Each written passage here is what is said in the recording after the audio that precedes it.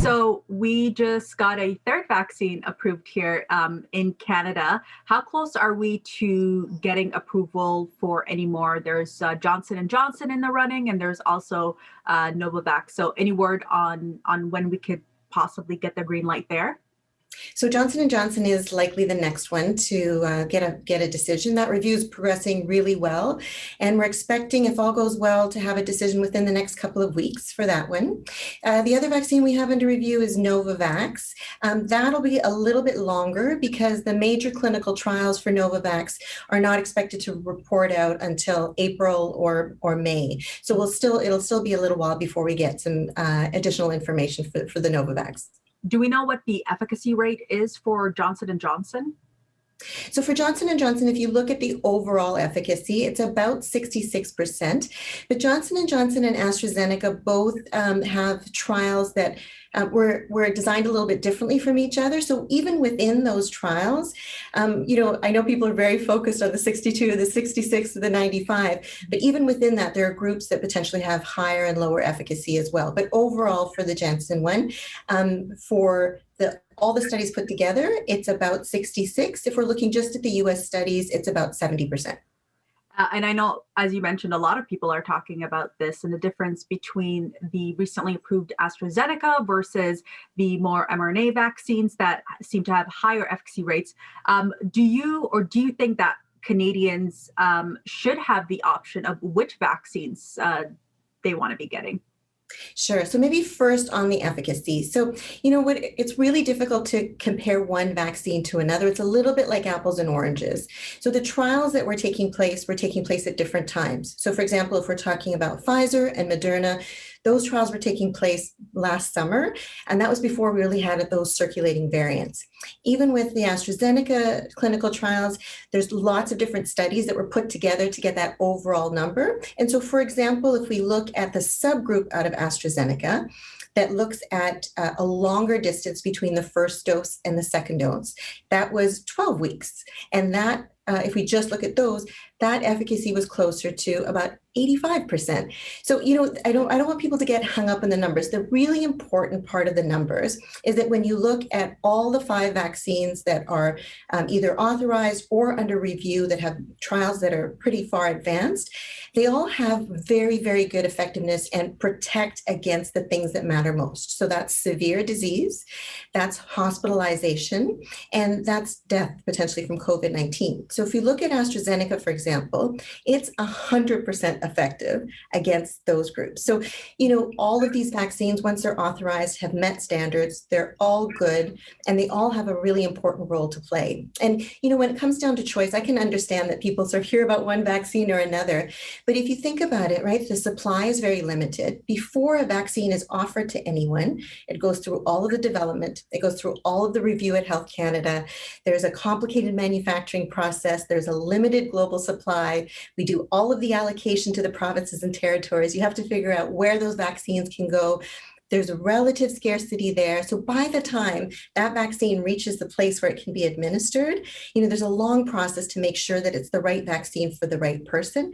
And if you imagine, if there's 2 vaccines, we don't have double the quantity to be able to have that there for people's choice. So what I really want to focus people on is that when it comes time, it's your turn and there's a vaccine that's offered to you, it's a good vaccine. And it protects really not just you, but it really helps us get the case numbers down, which will help us, get away from these public health measures that are they're restricting us.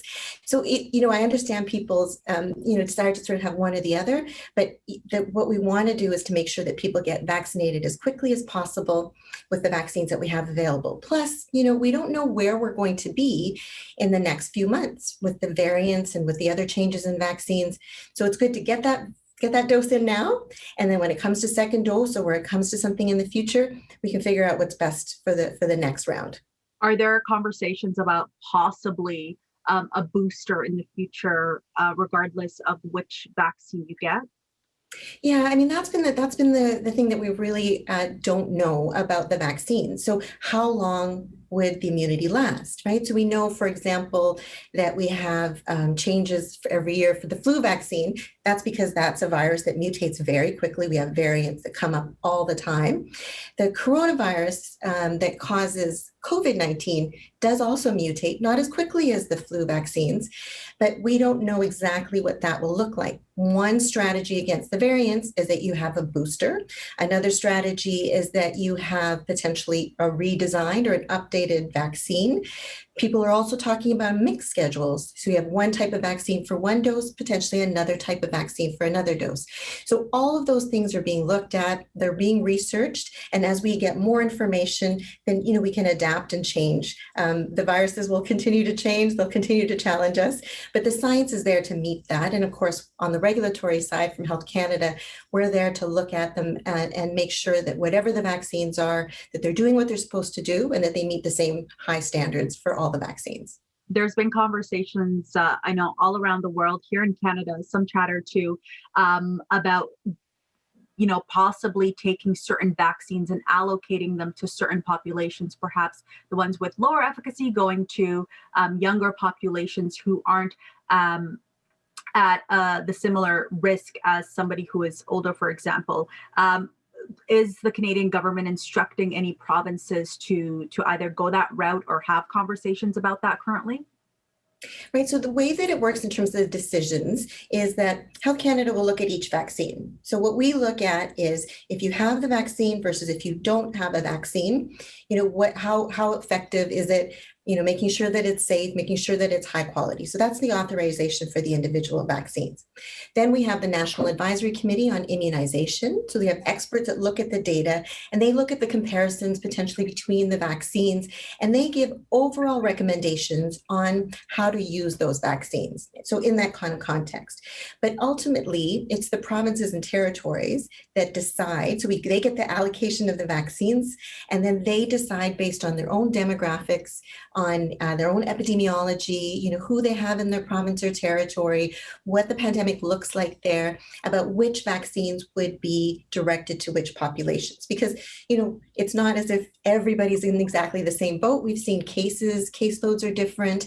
We have different age groups. We have different mix of different populations and the different provinces and territories. So it really comes down to their decisions about how they can best use the vaccines that they have available to them. My last question for you. We saw some bumps in the road a couple of weeks ago when it came to Pfizer and Moderna vaccines coming here to Canada. Are you anticipating any further bumps when it comes to vaccine supply?